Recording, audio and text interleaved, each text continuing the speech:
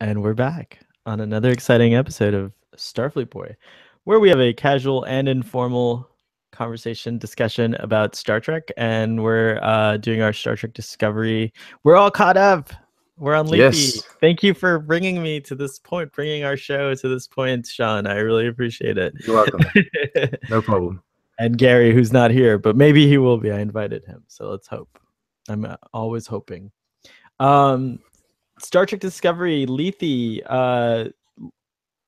Interesting episode. I really love this one. Like it a lot. Maybe even love it. I liked it as it came out. I liked it less than episode 5 after multiple rewatches, because I end up watching these episodes at least 3 times to do the breakdowns, the reviews, and then the discussions that we have. I think on rewatching it a couple times, I think I prefer Lethe now than episode 5, which was what, Choose Your Pain. Choose Your Pain, yeah. Choose Your Pain and Lethe to me represent like kind of my heart softening to Star Trek Discovery. I was very like kind of I feel like they've hard on it on the show, and like this episode I had very little critique. I watched your video and Tracker Prize's video, and basically I was just like, oh, I don't have anything to say. Like they've said everything that I'm feeling. So excellent. To be honest, the first 2 episodes, 1 and 2, are kind of separate. So I consider episode 3 more of the pilot. And in that respect, it kind of feels like episode 3 is kind of awkward because it's the pilot. Episode 4 is kind of even worse, but it's still in the beginnings. And then with everything set up in episode 3 and 4, you can actually move on to the story in episode 5 and then 6. And 6 is, giving us something else entirely with the Vulcans. And so in a way, they've already done all the kind of setup that's weighing them down. And I think we've gotten a lot of the kind of like this, like you said, the setup out of the way. It's like, so now we're really getting on with the story that they want to tell, which is great because I really enjoyed these 2 episodes. I mean, the more I look back at episode 5, the more flaws I see in it. Fine, but I did enjoy myself. I still do. Episode 6, surprisingly enough, I'm not a fan of going into people's minds or all of these. I don't know if you watch The Flash. Yes, I'm not caught up. I'm a season behind on The Flash. Concept of the Speed Force. Oh, the Speed Force, yes. And he goes into the Speed Force, and there's all these things happening in the Speed Force. And I'm not a fan of these kind of concepts, which means every time we kind of have that Katra blue thing going on with Burnham and Sarek, I'm like, eh. But I excuse that entirely because it actually gave us more flashback scenes than anything else. It did. It gave us a lot of Star Trek lore to crunch and chew. Very happy about that. Yeah, lots of stuff to chew on. So real quick episode summary for this. The Klingon War is raging, and so Sarek is contacted by 2 houses, Klingon houses who are supposedly looking for a way to undermine the House of Kol, which they have a disagreement with. And so this is a possible opportunity for the Federation to sue for peace. So naturally, Ambassador Sarek, who's already quite distinguished at this point, and as we know, he's one of the most decorated diplomats in Federation history, ventures off with his attaché, whose name I can't remember, to this to a clandestine meeting in somewhere in neutral space. What was it? The Elders of Katari? Entry. No. The Elders of Cancri 4. That's right. Who are very interesting looking species. Anyways, on his way to this meeting, it is revealed to him that his attaché is a Vulcan extremist or fundamentalist who is from a group or faction that believes that Vulcan first, and so he, a la Enterprise era, injects himself with some kind of catalyst that turns your blood into an explosive, and starts to spout off some hate speech before he blows up. But Sarek, who's super cool and collected, manages to activate a force field just before the explosion occurs, and it doesn't quite work, but it does manage to give him a little bit of time. And as he lays dying in his ship, which is off course also, by the way, he somehow, through his connection with Micheal Burnham, which has already been established that they have a Catric bond, is able to send sort of these psychic death knells out into, and Micheal Burnham, who is just going about her day on the Discovery, casually running with Tilly and jogging with Tilly, and then a la Battlestar Galactica, and having a meal with her, and flirting with, about to flirt with Ash Tyler, suddenly has this like crazy vision of Sarek lying on the floor, and she herself feels like she's dying, and I and then that leads to her in sickbay asking Captain Lorca to help her find her mentor / father figure.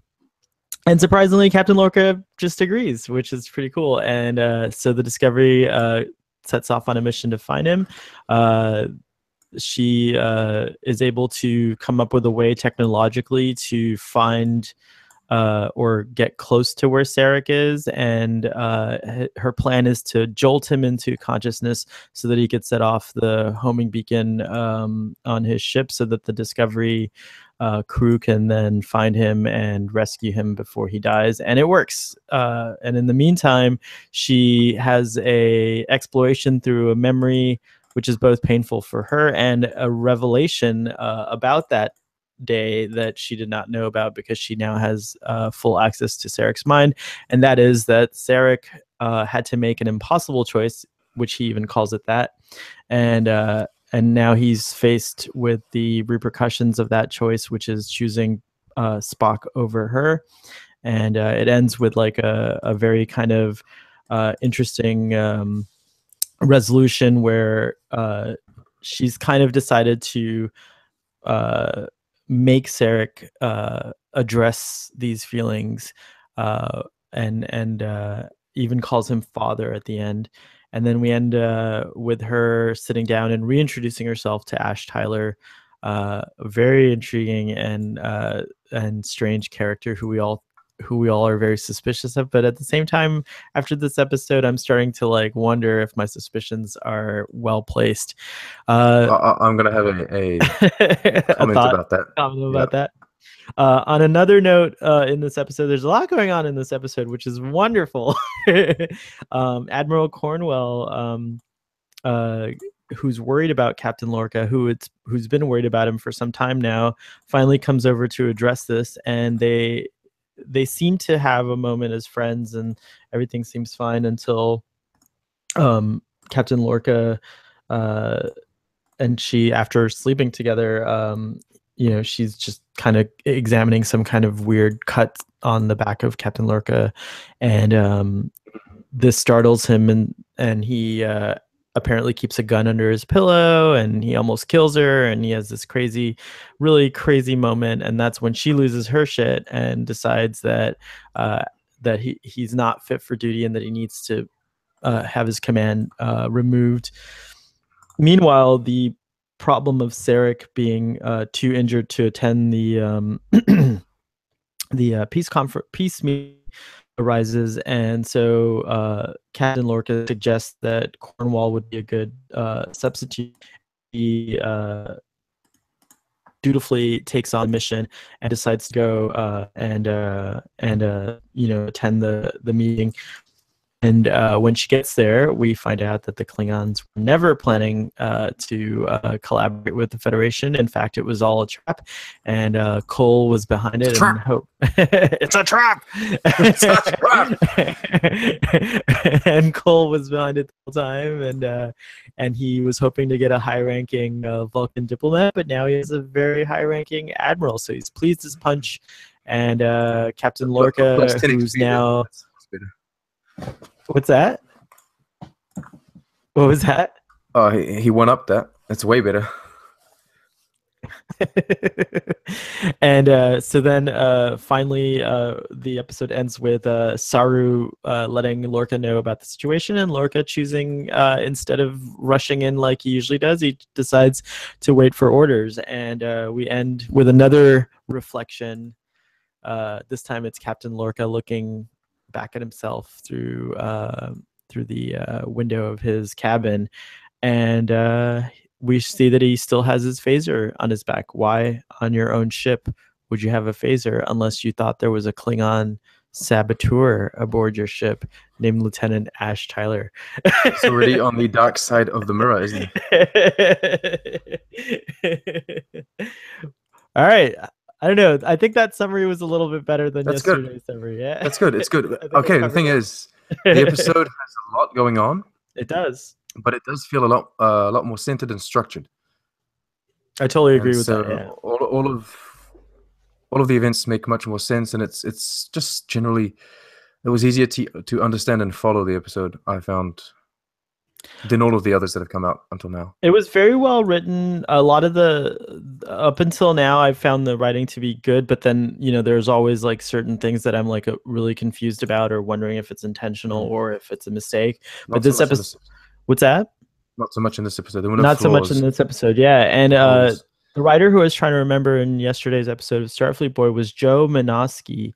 He co-wrote this with Ted Sullivan, who's very much personality we've been hearing a lot from on Twitter, and he's very engaged with the fandom. But Joe Menosky has a very rich Star Trek writing credit. He's like, basically I would call him probably Star Trek royalty, because before Star Trek he wrote for Alienation. He wrote an episode of that, which is a great show in the late 80s about you heard of it, Sean? Oh, I haven't. Check out Alienation. There's a film and then there's a TV series, and it's pretty cool. It's supposing that aliens actually, it was what happens when aliens actually do come as refugees to Earth and then have to live among us. And I think if I recall correctly, it's been a long time since I've even thought about this show. This must have inspired Men in Black. I think so. And basically it's a cop and his partner who's an alien.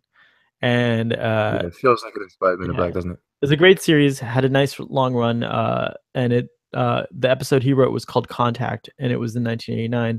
He also wrote an episode of a show that's near and dear to my heart. I watched this as a kid, called My Secret Identity. And have you ever seen or heard of Sliders? No. Okay, so Sliders is there's My Secret Identity is about a high school kid who suddenly, through an accident a la The Flash and so many other things, gains superpowers. And so he and his friend, who's a doctor, who's like a scientist, are going around like exploring these powers plus saving the day. And it was just it was a really fun, like, silly series that was made. Canadian television series. It is a Canadian television show, and I forgot about that. But yeah, it takes place I think it was filmed in Montreal, if I'm not mistaken. Wow. Awesome series. And I love the logo. The logo is so 90s. Then he wrote like a ton of episodes. I think 6 episodes. No, it says 14 episodes of Star Trek: The Next Generation. He wrote a few episodes of Star Trek Deep Space Nine, Star Trek Voyager, and then now Star Trek Discovery. So he's pretty, I think his credentials speak for themselves as far as I'm concerned. And it shows. I mean, like you said yesterday, Vulcan is beautiful. I didn't even know, like, I just saw a neat video that the real Ketwalski posted about, he's doing a series on the Katra arc called the Katra arc, where he talks about Vulcan. And until you pointed out the thing about the sister planet, that was like a deep cut that I had forgotten about. I remembered it, and then what I thought was so cool about that was how Romulus and Remus are also sister planets. And then it's just like there's all these like interesting parallels between the Romulans and the Vulcans, and I love that that's in there. That's in Star Trek. It's a natural thing, and now it's here in Star Trek Discovery. So yeah, just this episode was filled with a lot of things that I think this is the first episode that I feel like made me kind of relax on my perturbedness of also the setting as well. The Discovery didn't feel so weird or out of place. And in as you stated in your video, there's like even design cues such as the mesh in Captain Lorca's quarters that resemble the design cues on the Enterprise. And so it is interesting, and I am softened immensely by this episode. I loved what stood out to me especially was just the uh, the deepening of Sarek's character in a way that doesn't like really mess with his character, if you will. It just enhances it. It's the perfect way to do this. The depth of what we learn in Discovery adds and complements the performance of, I forgot his name, the actor that played Sarek in the original series. Mark Leonard. Yeah, Mark Leonard's performance in the original series is great, and it worked for what they were doing. But now there's so much more depth to that it just complements that performance, and it adds to the whole thing of Sarek not being happy with Spock. I'm intrigued to go back and rewatch the original series now, not just a few episodes now and then, but like rewatch the original series, especially once Discovery will be over, to see how it's affected my understanding of that. It's true. And I think that another interesting thing is the whole situation with the Katra, which was first presented in Star Trek 3, if I'm not mistaken. It might have come up somewhere else, but in Star Trek 3, we learn about Star Trek 2, but in Star Trek 3, we learned that what Spock is doing is he's transferring his Katra into McCoy, and it makes Remember. Yeah, but what's cool about it is that like you realize, well, this is like an obscure kind of thing that's not hardly practiced or whatever. Where would he learn this from? Well, duh, he did. His father did it to Micheal Burnham. Naturally, Spock would be curious about what is the Katra, and like, because like it's not, if he grew up with Michael and like he knew what his father did for her, he would understand that, oh, like there's this Katra connection. And then Spock later makes that same connection as he's about to die with McCoy. It's brilliant. And then you have in Star Trek 3 at the end, on Mount Salea, the priestess even says to Sarek, she says like, this kind of thing hasn't been done in like centuries. It may not even work. It's illogical. And Sarek says, my logic is shaky or whatever, where Spock is concerned. And I thought like this is all kind of like a wonderful tie-in to this whole like she was thing, talking about essentially reintegrating the Katra into the body, isn't that correct? But that hasn't been done in centuries because I suppose they never have a body anymore. Right. I mean, Or they just don't, or Vulcans. I think on Enterprise, it was interesting that they chose this route of, speaking of fundamentalist and offshoot Vulcans, you found out on Enterprise that mind melding was even not really like a thing that like it's considered taboo in Vulcan culture because it's not understood. I think it gets better by the time we get to the original series and TNG, etc.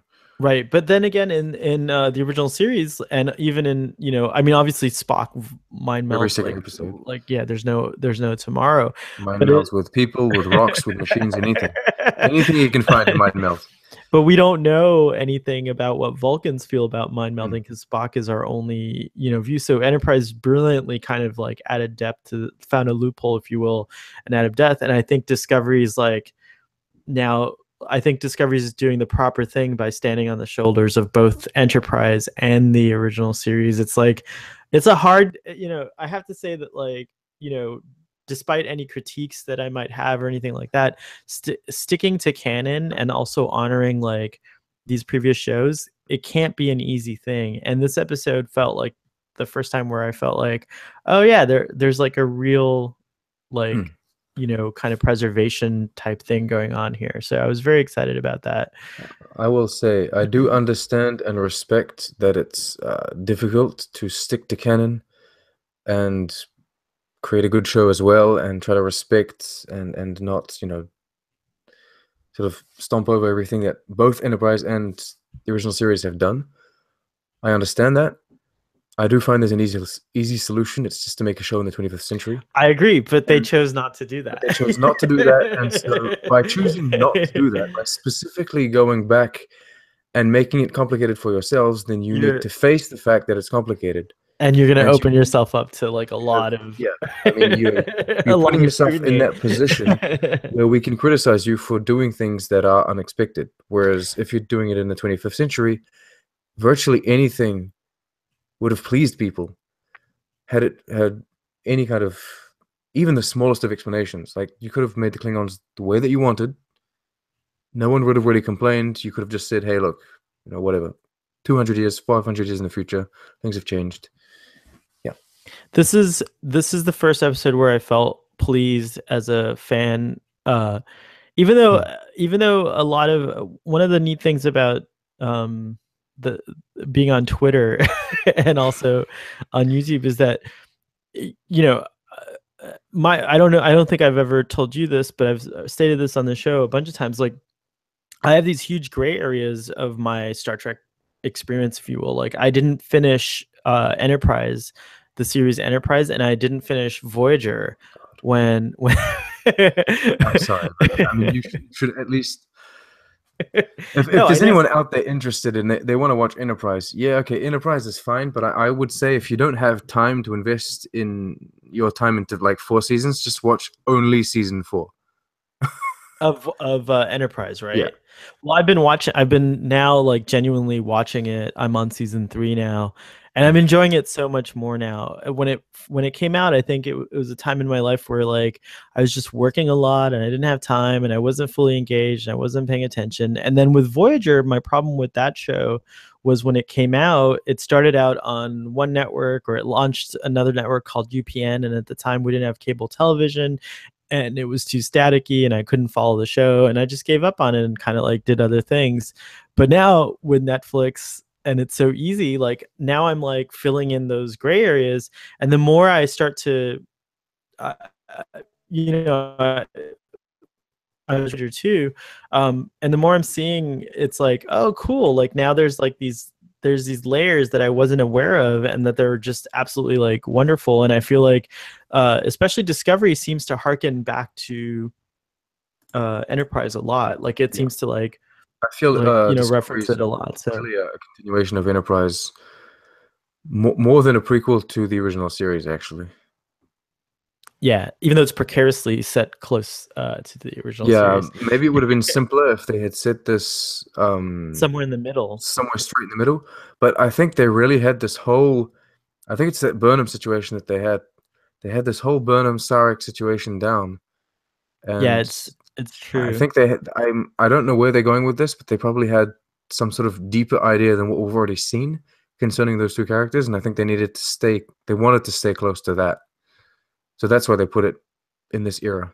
It is exciting to find out where it's going to go, because, all that aside, they did choose it. So they chose this pain. So let's see where the pain where the pain leads.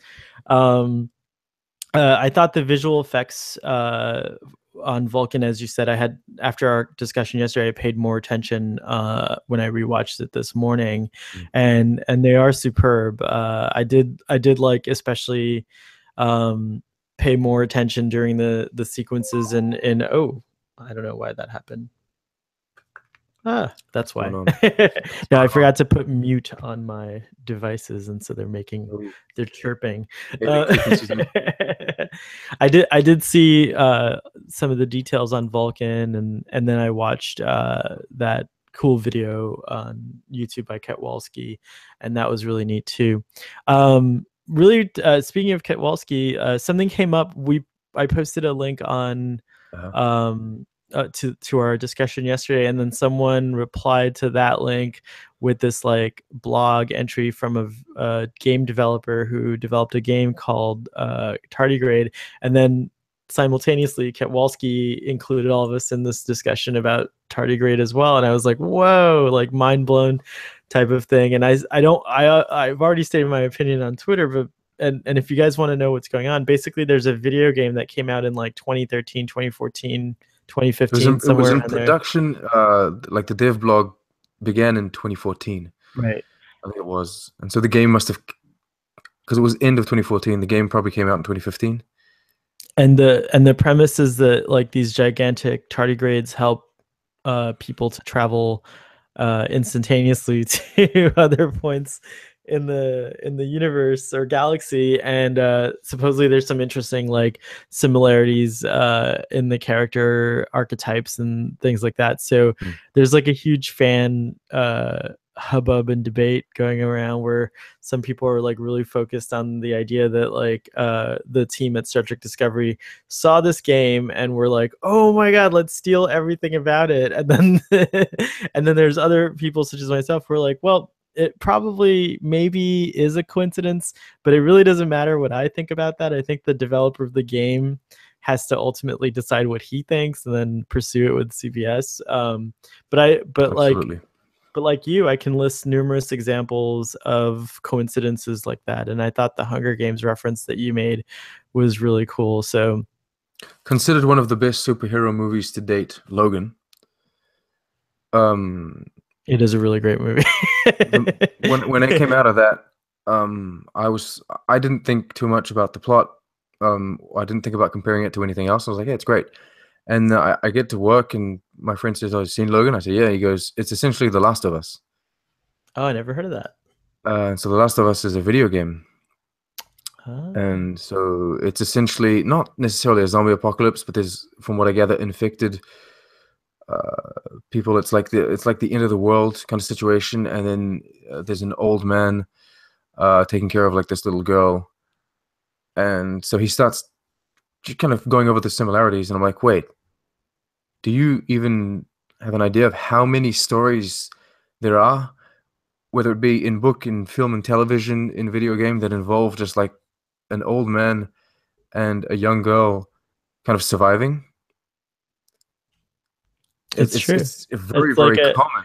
yeah, it is. It's true. Um, Not necessarily a young girl, but sometimes a young boy as well. It's very, very common. And so I think in the world that we are, there's so much creativeness going on everywhere at the same time that there are ideas that are bound to be the same. And That being said, I am intrigued, and I probably will check this out a little more. But ultimately, yes, we can't really do anything. We can't really complain. All I can say is, if anything, this will help tardigrades the indie game it's true. maybe sell more copies, because someone like me is maybe going to invest those couple dollars to try and play it, and I never would have done that. It's true. And If and it I'm had sure there's like a no reach. little I'm sure there's a memo that's gone out at CBS right now saying, "Who came up with the tardigrade idea?" Yeah, it's like, okay, we have a meeting in 2 days, guys. Come on, what's True. going on? Another thing, so the episode title Lethe has led to some speculation that Admiral Cornwell is going to be the character Lethe in the original series episode. Now, I didn't have a chance to go back and watch the TOS episode. Have you? Or have you heard about No, this? I Oh, haven't okay. heard about that. That's an Oh, interesting okay. theory. I haven't heard about that. I saw this first presented, I think at Trekker Prize or Larry Namasek or somebody on Twitter. Larry Namasek, who's awesome, by the way. He wrote the Star Trek Companion, which we use during our TNG discussions. But I'm going to look for the Lethe thing here, TOS. Okay, and My God.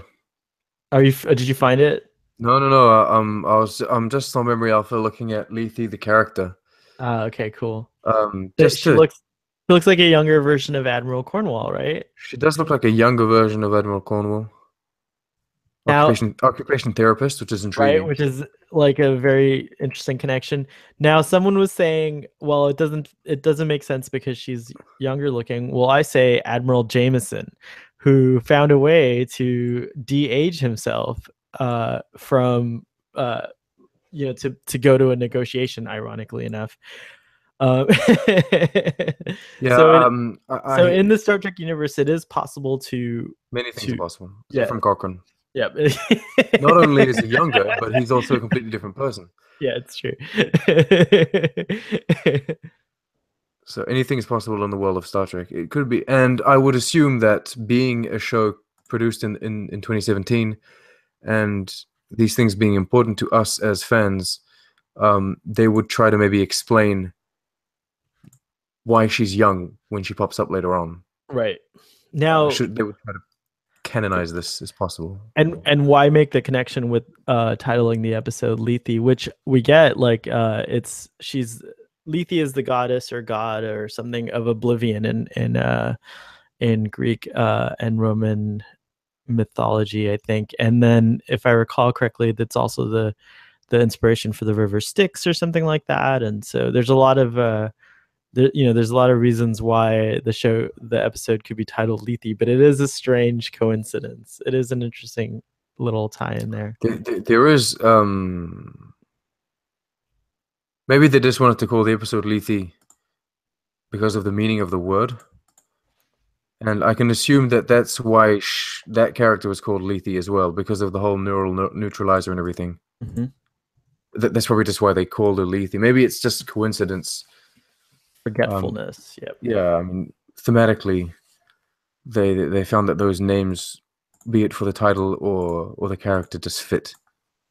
I'm gonna say that it's got to be a little deeper. We won't know, of course, until later, but it just seems a little too good of a thing to pass up. But this can stand on its own without necessarily going further if they don't have the opportunity to do anything about it. But maybe they can come back to this in season 2, season 3. They've planted a space seed, if you will. Oh my goodness! I'm so ready for. I'm so ready to be the coffee boy over at the writers' room. I'm so ready for a miniseries.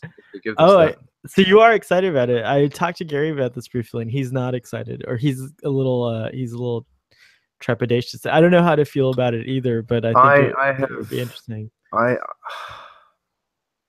we're not talking about Khan, but yeah, I have peculiar views on Khan within the Star Trek universe. I think he's an amazing character, and I think he's very smart and everything. But I don't think to this date there has been a movie or episode that have correctly shown us just how epic he is. Did you read the Eugenics War? I didn't read anything. Book series. If you like Khan, you might want to check that out. Very interesting book. But I would love to see something. I'm going to be annoying about this, but in canon, that is that kind of does him justice, because the episode is an episode of the original series, so it doesn't really show us how intelligent he is. The movie, as beloved as it is an old movie, and so we didn't have the same kind of. What did you think of the Kelvin interpretation Into Darkness of Khan? Yeah, I think in a very, I suppose, expected way, their interpretation of Khan paralleled their interpretation of Star Trek. And they just dumbed it down, made it much more basic, and kind of applied brute force.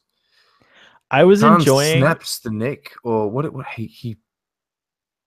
He's like pushes he just basically crushes his skull, right? Like at the end, he kills someone in one of the most violent ways on the bridge. And I don't feel like that's something Khan would do. I feel like there's something Khan could do. Prime Timeline Khan could do, but I don't think he would do that, because that's not really his style. Right. I was enjoying like the same people. I was enjoying I was enjoying the reinterpretation of Khan up until the very ending. It's like the last 15 minutes maybe where they topsy-turvied the Kirk Spock Kobayashi Maru scenario, and you have Spock yelling Khan and all that. I was just like, that's when it like totally like bombed. I was like, okay, so this is so different. This is so crazy. This is like something that like, I didn't expect. And I really love Benedict Cumberbatch, and he's like, he seems like genuinely you know, and your thing is part of all that too, is like, you know, the whole scene, it's like it just failed in so Benedict many ways. Cumberbatch is an actor that very often plays those kind of roles. They suit him well to be kind of the smart guy. And I think they could have made it a eugenics story without necessarily having him as Khan. I assume the eugenics took place in the Calvin timeline as well. Well, they did, because Khan was there, but they didn't have to call him Khan. I didn't have to make it Khan. Anyway, that's Calvin timeline talking. Right, exactly. That's something else. In this episode, we have another moment with Lieutenant Stamets in a scene where, you know, they're all talking, and on your channel, you ask the question about he makes a comment about, oh, like speed, and then, you know, you asked the question, which was would they even know about, oh, hey, oh my God, Gary. Yes, it's me. I'm back. I hope I didn't interrupt anything. No, not at all. Fantastic to have you. Your opinion about this? I was just. How are you guys? Oh, I'm very good. How are you? How are you? We were just talking about the episode Lethe, as you know. And I was talking about, I watched your video, and then I also watched Sean's video. And Sean, have you seen Sean's video about this episode?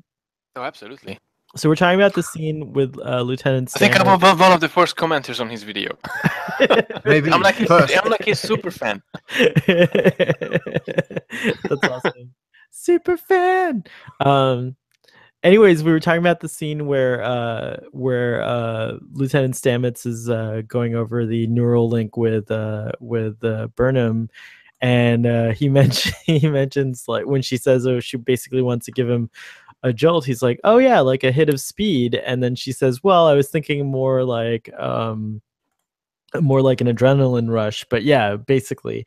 So on Sean's channel, he poses the question, well, what do you guys think? Like, is speed still around? Or drugs, you know, the implication is that Stamets knows about drugs, and like 21st century drugs. 21st century drugs. I don't know if speed is a recreational drug. Is it, or is it like more of a terrible road to hell? But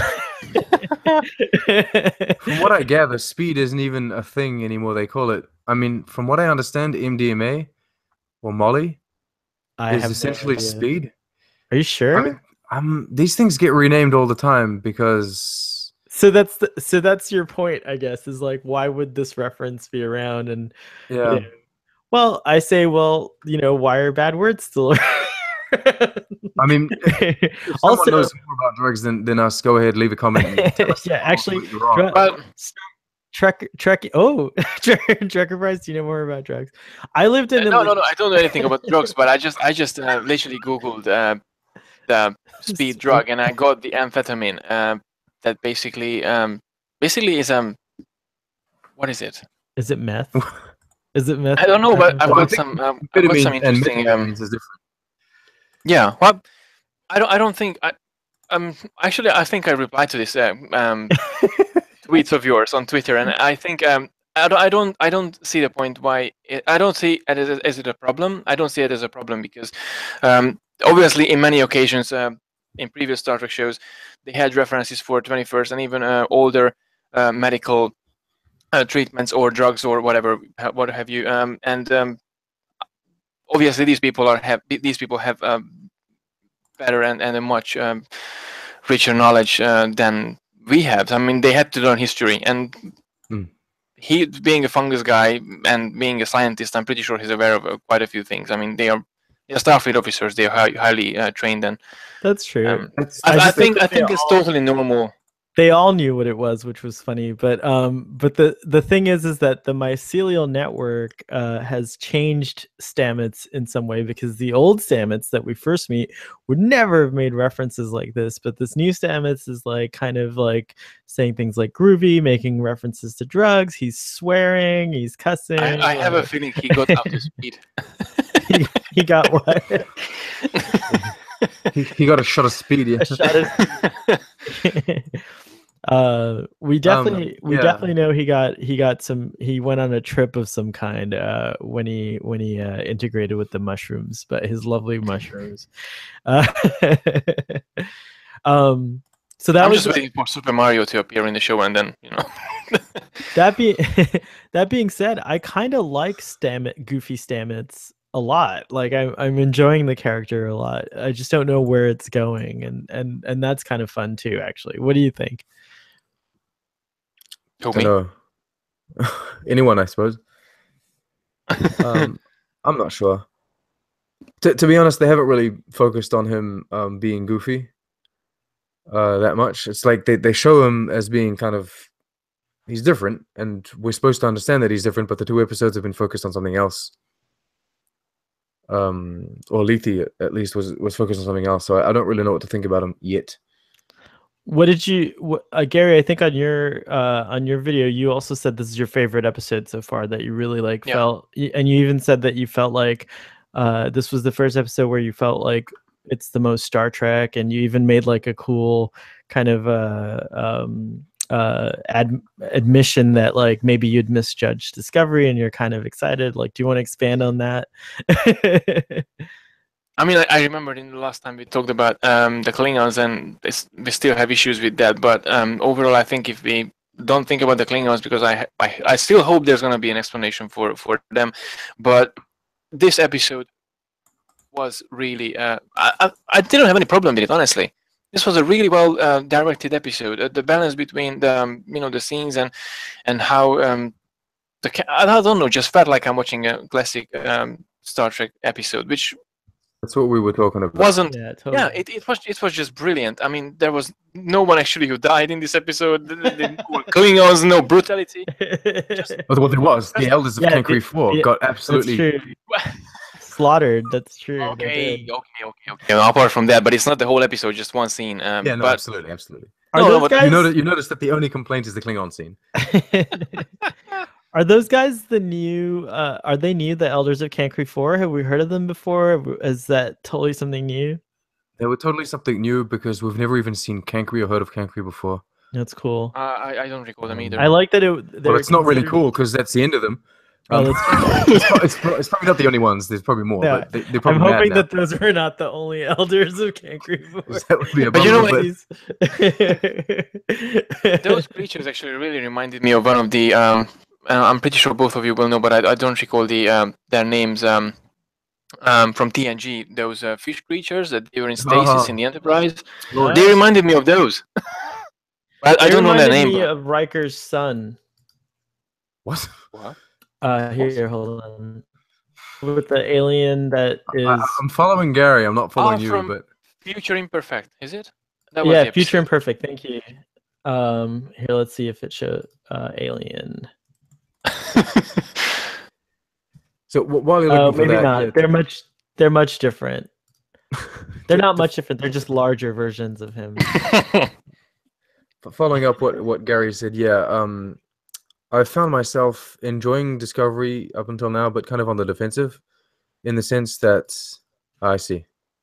Yeah. Oh, okay. Well, I suppose like generic alien. I suppose. Yeah, totally. Yeah. All right, go on. Sorry. I found myself on the defensive in a way that every time something would pop up, I'd be like, what's that? What are they doing now? And it kind of started that way with the holodeck. I was like, and then I thought about it. I was like, okay, so the rec room works. It fits. It's okay. But then for pretty much all of the rest of the episode, I just sat there smiling, enjoying myself, and not questioning anything that was on the screen, which is a vast improvement from all of the other episodes, because to not question the show you're watching is important, and I haven't been doing that up until now. But this one was great. I was like, yeah. I'm just thinking, is it really that we just enjoying the show, or we just finally gave up on criticizing and getting involved in nitpicks? Everything Klingon is very different.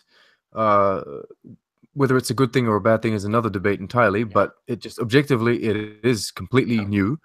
Vulcan is not. Vulcan respects everything that we already know, unquestionably.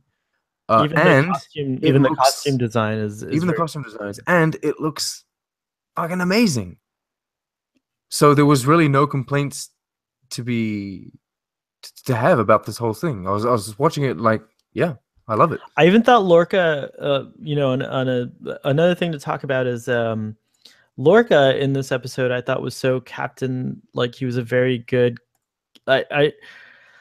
I really felt for him in this episode because I could see that he is a very tortured character, and but he's trying to be a really good captain at the same time. And he also is. I mean, like it's a tough situation to be in. Like you're trying to win a war, and yet at the same time you have to also protect your crew and all that stuff. And like what he does for Michael, and just like even in the scene with Ash Tyler, he says to him like, bring her back, and Ash thinks he's talking about the shuttle. Well, Ash thinks he's talking about the shuttlecraft, and he's like, no, her. And that was such a touching moment, that he has like really deep feelings for Burnham. I think he really genuinely believes that Micheal Burnham is a victim of circumstance and like that she deserves a chance. And like he's very, I think it's weird because Admiral Cornwell? And then like Admiral Cornwell, she keeps bringing up like, what are these decisions you're making? You have like a fugitive and all that stuff. But when I think about it more, it's like, Lorca is acting like Starfleet. He isn't like just willing to, accept that Micheal Burnham is a mutineer and that she's lost, and he's not willing to necessarily accept that Ash Tyler is shell shocked to be on duty, although I do think that he does. I suspect that he suspects Ash is a spy of some sort, and I don't know how long Lorca's been sleeping with a phaser under his pillow, but I have a feeling that it started after he returned from the Klingon prison ship. So I think there's a lot of things about Lorca that we're learning. There's a new mystery. It's those weird carvings on his back. There's one that looks like a triangle and one that's a line. Like, what does that even mean? So made too many compromises already, too many retreats. They invade our space and we fall back. They assimilate other worlds and we fall back. Not again. The line must be drawn here, no further. No farther. It's Picard in that moment. Lorca. It is. Except Lorca's like that every day of the week. Every day of the week. But I liked him in this episode, and I don't know. What do you think about him suggesting Admiral Cornwell? There's a few theories out there that he like was hoping that something would happen to her because she's trying to take away his command. Do you think that? I didn't see it this time around. Watching it again, I really just felt like he kind of realized, okay, maybe I've gone too far, and he's trying to make amends for that. What do you guys think? That's how I felt the first time around. The way you experienced it the second time, that's how I felt the first time around. I was like, I didn't see anything bad about it. Then when I saw the comments saying, "Oh, this devious guy," I went back and I rewatched it. I was like, eh. But then I kind of feel it's. I don't think he wanted her to be captured as such. I think it was a way for him to stall. It was like she's going to go straight back to Starfleet headquarters and kind of issue an executive order to have him decommissioned, as like taken out of the captain's seat. And it was like, oh, if I send her off on this mission, it'll take time. Negotiations might take weeks even. And while she's busy doing that, at least I'll still be in my captain's chair, and maybe I'll be able to prove or change. Even if he doesn't necessarily want to change, he might make an effort just to keep the captain's chair. And then she'll come back and she'll have had time to think about it too. And both of them, that seems more logical. And believable too. I totally understand it now. Yes, thank you, Sean. Very cool. I don't know if I have anything else to say about this episode. I really enjoyed it, and I think we've covered everything. Was there anything? Oh, the other cool thing. Again, everyone, just go to Gary and Sean's videos because they said that you wanted to talk. But I was excited when I saw the shuttlecraft taking off, and it had the little like rear leg.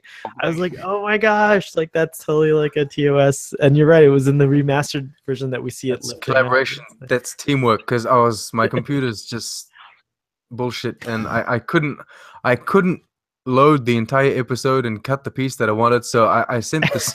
I sent a DM to Gary. I was like, okay, you got to cut me the part where the shuttle takes off in Discovery because I got to show that.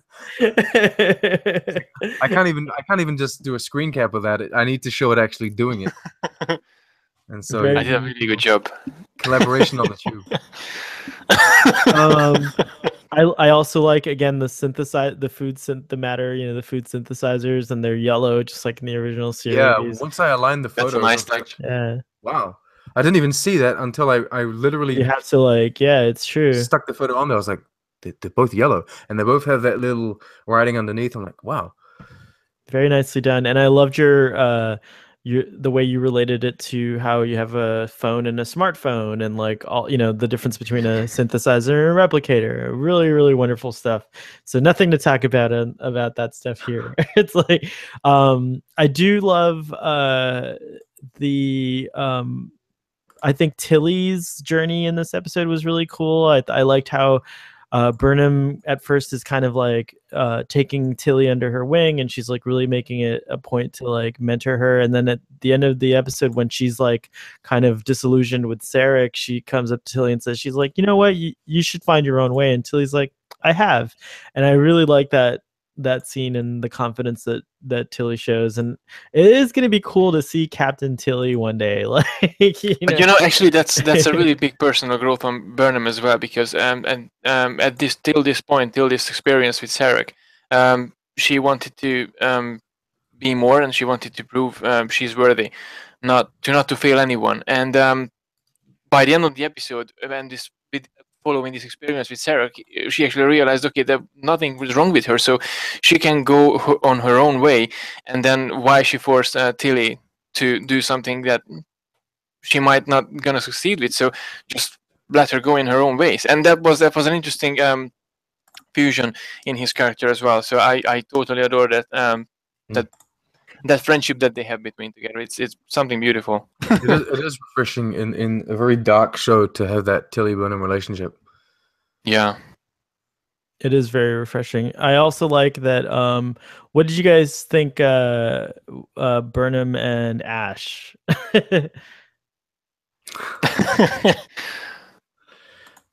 I couldn't care less about that, honestly.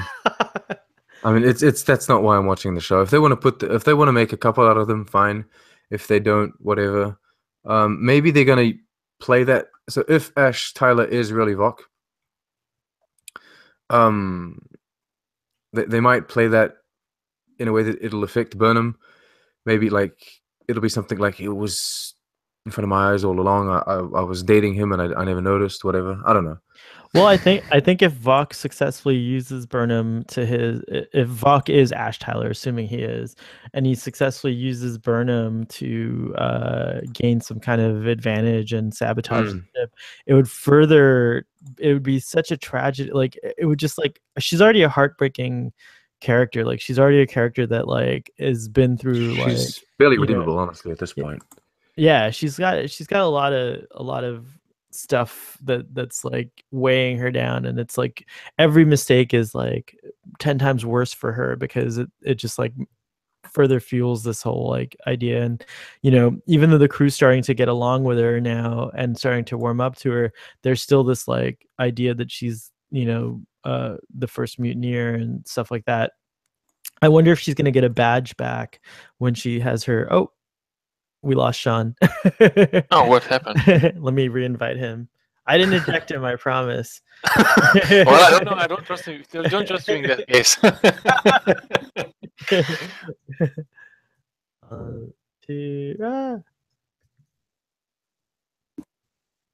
see. Let me try again. There we go. All right. And reinvited him. Okay. What was I saying? Oh yeah, that like if he uses, that would be so tragic if he uses her. There he is. Welcome back. Hey, god damn it, Bob. What does he do now? Would that be the same Bob from Twin Peaks by any chance? No, absolutely. Everyone's looking for the. There's no Bob. Okay. It's a reference to nothing else. There's nothing else. Excellent. Anyways, sorry about that. I don't know what happened. It just cut out. That's okay. But anyways, I think that would be a terrible thing to do to her character. I worry so much. Part of the discomfort I have with Star Trek Discovery is that I know that, like, considering that it's modern television, is that, like, we can't really have any attachment to any character because modern television has taught us that, like, everyone can get killed off, a la Game of the Thrones, or be disgraced. So it's a crazy maker trying to speculate as to what's going on. Did you guys touch on in the fact of they dropped the Enterprise and we didn't talk about that. Yeah, they did talk about that. A Constitution class. Interesting that you say that, actually, concerning the people that they killed, because before the season came out, I forget, I'm not paraphrasing here, but someone said on the creative team, they said, if we kill someone, it will have impact. It's not because we can kill people in a way that is very free, like Game of Thrones or Walking Dead, that we're going to do that. When we kill someone, there will be repercussions, and we'll see the kind of impact that has on other characters. Mm-hmm. And so when they talked about that, I thought Captain Lorca, Jason Isaacs immediately. But then you have a look at everyone that they've killed so far, and I'm not just talking about the random, shuttle pilots that shouldn't be alone. I'm talking about Landry. Mm-hmm. There's absolutely no repercussions. She's dead, and even Lorca just kind of, he has one look, and then he looks at Burnham and says, make it count. And then he moves on. So yeah, I think you might be right in the way that it is a bit scary. Maybe they will be killing people willy-nilly, but they might be. But I feel like this show is standing on the shoulders of some great recent science fiction series, and one of them that I keep getting reminded of over and over is Battlestar Galactica. For example, just the fact that Tilly and Burnham running through the halls of the ship instead of running on, like, in a gym or in the hollow whatever they have, like the hollow room, or the rec room, I guess it would be. Rec room, they're running through the decks, and that just was so reminiscent visually of Battlestar Galactica, how Starbuck and Apollo would be running through a lot of them would run through the decks. The decks themselves are more reminiscent to me of Battlestar Galactica than of Star Trek, although they're kind of I've accepted them. I like the aesthetic and everything now, but it reminded me more of Battlestar Galactica. And so I feel like in Battlestar Galactica, there were a few deaths that, like, happened, like, in season 1, and then all of a sudden you're in season 2, and all of a sudden they flash back to this, like, death that you didn't think was important, and then, like, they reveal something in season 2 that was like that. So if Star Trek Discovery is in it for the long game, who knows where Landry could come up again later. And it was suspicious how Landry was, like, she seemed like in on some kind of deviousness that Captain Lorca maybe was up to, if we want to follow that track. So it could be a number of things, but yeah, you're right. It could also just be that cool characters are going to die. That worries me, because I really like Tilly, and I feel like she might be on the chopping block. I don't think they'll kill Tilly. I have a feeling they will kill Tilly, no. but hang on, hear me out. But in the mirror universe. Okay, gotcha. No, Tilly in the mirror universe is some sort of crazy fucked up captain. Yeah, she's like some supervillain captain in the mirror universe. That she's gonna be so scary that she's gonna scare us out. Like when primetime, like mirror universe Tilly, she's gonna, oh my god! Actually, I could totally imagine that. I mean, she being a captain in the mirror universe, and it's basically the Harry Kim effect. Like he was 7 years straight on ensign, and then in the last episode, okay, you're a captain. It's like, what's happening with the rest? Yeah. So just quick side note. I mentioned this. You weren't here, Gary. When we started this conversation, and we were going through the episode recap. We talked about again, is Ash Tyler Vok. Mm-hmm. So I wanted to mention something. My mother watches Discovery. So she's watched pretty much all of Star Trek for years. but she doesn't have kind of any interaction with the YouTube community or the online community, so she knows nothing about all of these theories or anything. So she doesn't know anything about Vok being Ash Tyler, and I don't talk to her about this because I like to hear her opinion kind of as natural or as it comes. And she said immediately, "What's up with this Ash Tyler guy?" And so what's wrong? And she said, "I don't know. He's shady. I don't trust him." I'm like, "Okay, so why don't you trust him?" And she goes, "I don't know. I just don't like him." Like, okay. So that's intriguing that someone that doesn't know about this Vok theory and that she doesn't think about this kind of stuff ahead at all. It's intriguing that she finds Ash Tyler kind of shady. Yeah, I totally think he's shady. By the way, the town that he is from is called Issaquah. On the watching, I heard that better, and that's a few miles, probably like 20 or 30, maybe more than that, miles outside of Seattle. So I think they even stated in the episode it's like certain. Well, Lorca kind of has that moment where he looks at him, he's like, "That's not Seattle," and you kind of sense this very short moment of panic in Tyler's face, and then he's like, "No, I'm just kidding with you. Don't worry." He says, "I like splitting hairs," meaning, like he likes to stir things up. Meaning you're bald, you're a Klingon, you don't have hair. Of course. If conspiracy theories, right? If Ash Tyler is Vok, I hope they show a flashback of how he transformed into a human, because it would have been a lot easier to imagine Worf transforming into a human than a close realization of this like Star Trek iteration transforming into human, because take that head. Yeah, there's like, push it down. It's like literally, I think you'd have to like actually like take his brain out of him as a Klingon, or Ash Tyler is an avatar and Vok is controlling him from somewhere. I don't know. It could be similar to the Orville in the sense that it's just a holographic projection. Oh, intriguing. It's very just intriguing. But it doesn't really make sense, because I would assume they kind of brushed over this, but I would assume that he got a full physical examination when he came into the ship. Yeah, it wouldn't fly. He did get it. Yeah. If he is Vok, how the hell did they not notice that he's a Klingon? Because the guy's coming out of 7 months of torture. Sorry, you gotta do a checkup. No, and I believe that's what happens is in that episode, Choose Your Pain, he's like, report to sickbay. And like, and even I think maybe they mentioned that. I think Saru says something like, Captain Lorca is still being cleared. So I can only imagine, like, it's not something that Lorca would allow to not, he would not allow him to just like come into, they think he's human. The scans say he's human. The ship would even say, the ship even does do that. It's like, it would say intruder alert, Klingon life form detected on the, on the ship. D7 battle cruiser.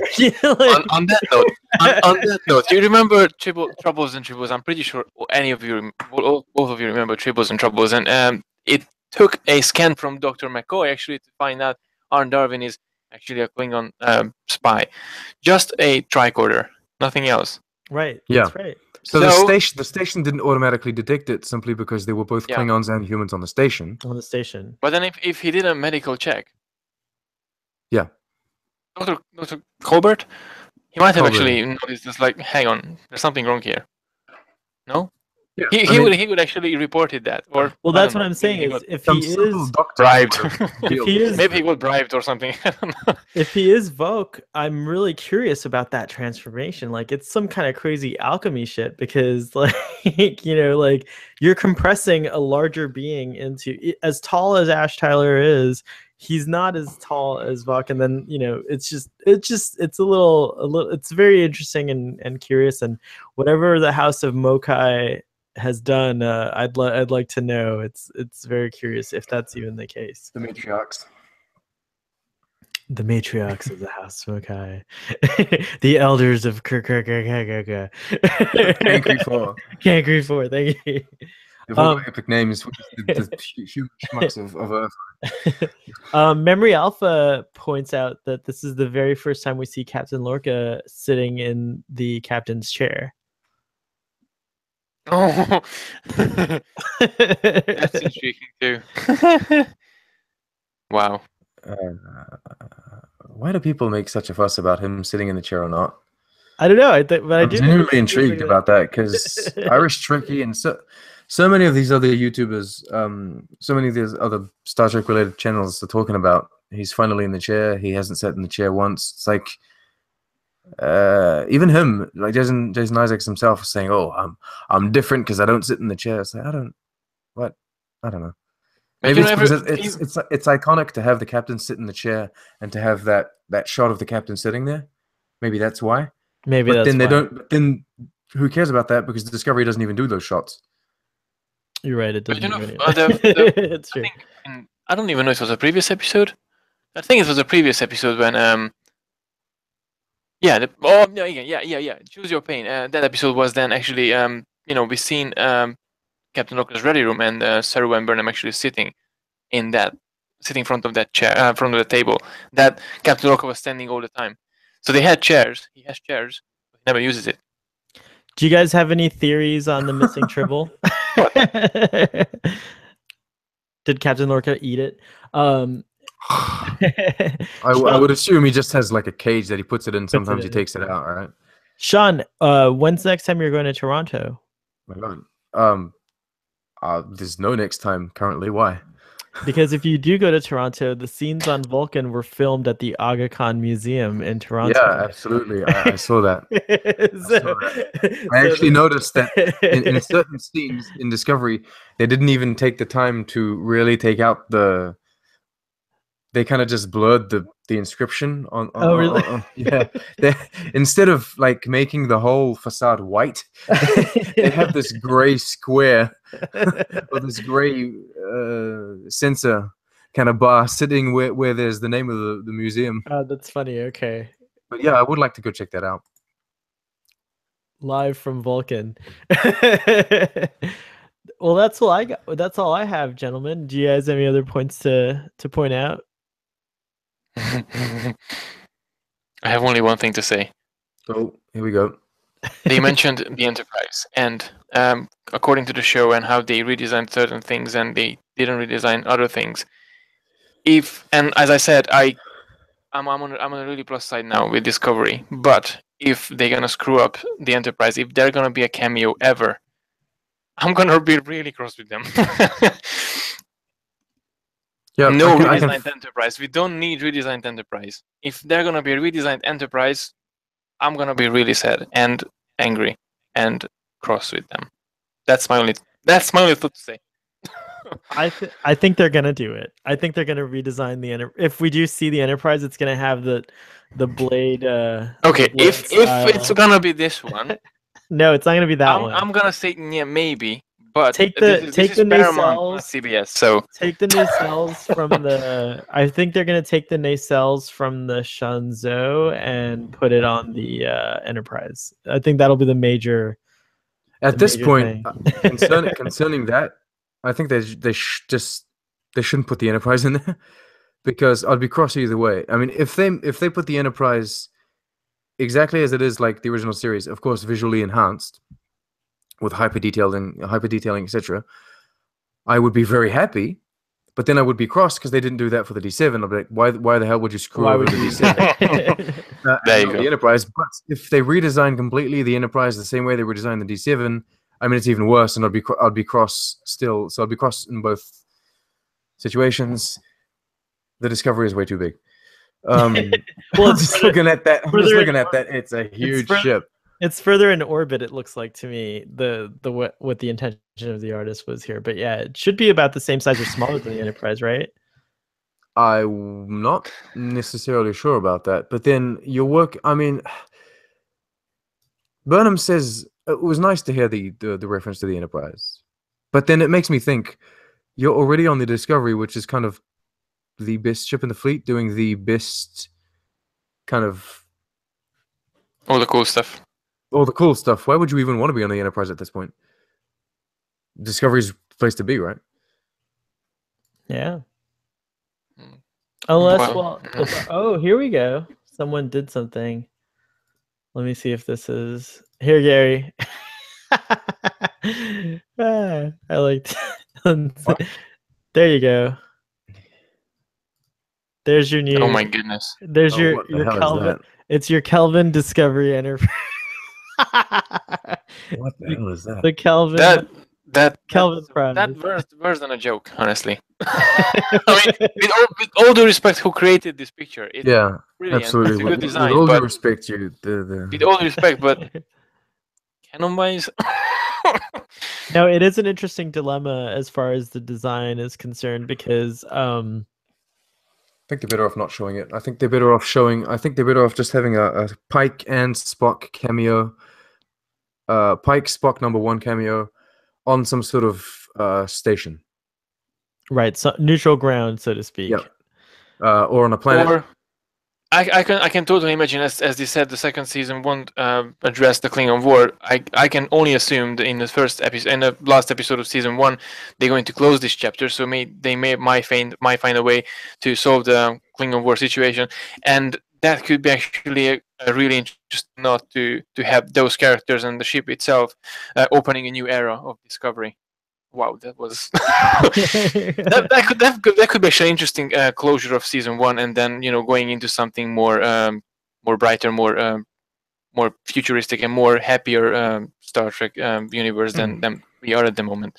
I could totally imagine the transition in this way. I am warming up to the design aesthetic of the Star Trek Discovery. I still have fundamental problems with the overall design aesthetic and things like that, but I think that hopefully the show, as we've seen in Lethe, where it's becoming more Star Trek, I hope that as we progress, we can sweep aside some of these mistakes. I mean, it may be. I have difficulties with Enterprise. The aesthetics of Enterprise, I think that they don't really fit. But at the end of the day, I just move on, and Right. I think that's what I'm going to do with Discovery, especially when I rewatch this in however many years' time. Especially when the stories are good. I think you can forgive a lot of the minutia when you have a really great story that you can follow. So I think we're gonna get the same effect then with fans got with Doctor Who. I remember once someone said, "It's like BBC is so happy because they can deliver a new show and everyone likes it." And some fan tweeted "Yeah, but we are so open-minded and we put off with your things that you actually create on Doctor Who. So that's why it's popular, because we are make it happen, not because you're doing good stuff." So am I gonna get the same with Discovery? Fandom fills in the holes. All right, Yeah. It always does. So I'm gonna go ahead and let's close it up with the ratings portion of the show, and I'm gonna give this episode a 7.5. Ooh. Yeah, it's the highest rating I've given to Discovery so far, I think, except for the first Battle of the Binary Stars, and the first two I really like, or the first one, but I don't remember. But yeah, 7.5 for me. We don't either. We wouldn't have that. That's true. Gary, you want to go first? No, you go first. Oh God. Yeah, 7. I think. Nice. I'm going to give my highest rating as well. I'm going to give an 8. Oh wow, 8. excellent. An 8. Wow. So we can average. I wasn't exaggerating in my video, and even now, I think this episode was so far the best. The last episode was good, but this was the best so far. Well, that's storytelling. Where I'm going now. At first, I liked it a little less than episode 5, but after rewatching it multiple times, I'm warming up to this one. This one, every time I watch it, I like it more. Whereas the other one, I like it less. I haven't even rewatched anything. I only rewatched the first episode with you. But that's it. I haven't even rewatched any episodes ever since. Well, more or less same with the Orville, but I rewatch the Orville every now and then. But Discovery, I only watched it once. Are you all caught up on the Orville, Gary? I just finished my episode recap, so I have to edit that soon. Excellent. Cool. But gosh, as I said before, Orville is one of the best things that happened in TV. Well, in 2017. I'm gonna for me at least. I'm gonna upvote this discussion. So here we go. You get a green light. Oh, thank you. Don't hump any statues today. Try. Gentlemen, thank you so much for helping me get caught up. Audience, as always, you're invited to join in on the discussion in the comments below. I rarely do this stuff, but I should be doing it more consistently. And feel free to follow us on Twitter and write to us, Starfleet Boy, and also follow Gary and Sean. It's Trek on the Tube for Sean and Trekker Prize for Gary. And if you guys want to say anything, you can say anything as well. Dun dun dun. That's just the utter silence. No, I got nothing to say. You covered it all. You did the episode recap and you did the channel recaps. That's fine. Looking forward to. I have only one thing to say. If anyone interested about more After Trek, go to Trek on the Tube because that's better than any After Trek. Oh my god! I'm seriously genuine here. That's better than the After Trek. It is pretty good. Oh, wow. Trek on the Tube. You're. I don't take live tweets. And I don't provide behind the scenes footage, sadly, but you provide the most detailed videos ever, so it's really cool, and in a short amount of time. So it's a really good work, honestly. Maybe, I told you in private, but you're doing a really good job with the recap. So well done. Well if there's anyone watching, I thank the community because everyone on Twitter, everyone on Reddit, everyone on Memory Alpha does a good job, and I kind of condense all of that. There are things that I notice myself, but there are a lot of things that I notice that a lot of people help me notice on YouTube, on Twitter, on all of the social medias. So it takes a village to talk about Star Trek. It absolutely does. And I keep on missing things. I know that there are plenty of things that I don't catch on. So yeah. Real quick, since we're all caught up, a little bit of a quick. What are you excited about from the little teaser for next week's or this Sunday's episode? There's a teaser for next Sunday's episode. You haven't seen it? I haven't watched it. You guys don't watch the teasers? Do you not want me to tell you what the teaser says? Ah, that sucks. I only didn't see the teaser, but I saw the episode title, and that really that actually made me think about the animated series Magic Sub Megas 2 because of the title. What's the episode title again? I think, but I don't know. I don't know. Something to do with magic makes the hang on. Star Trek Discovery. That will be episode 7, 6? Yeah. 7 already. 7. Oh my goodness. Yeah. You're rocking the ship. Break? Episode 9. They added an episode. Magic to make the sanest man go mad. Magic can make. Magic to make the sanest man go mad. The sanest. So that's going to be a Harry Mudd episode.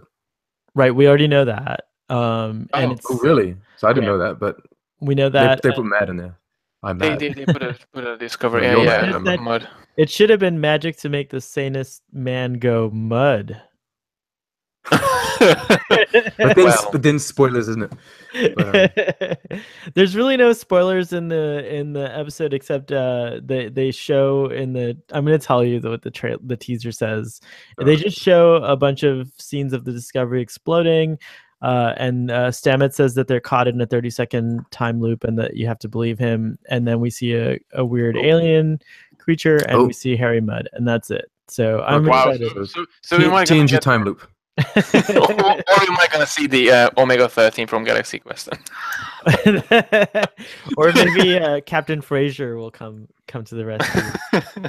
That's where he was when he was off on his time loop, and then he came back to. Ooh, okay. Anyways, gentlemen, thank you very much. Live long and prosper, and live long and prosper. See you next time. Yep.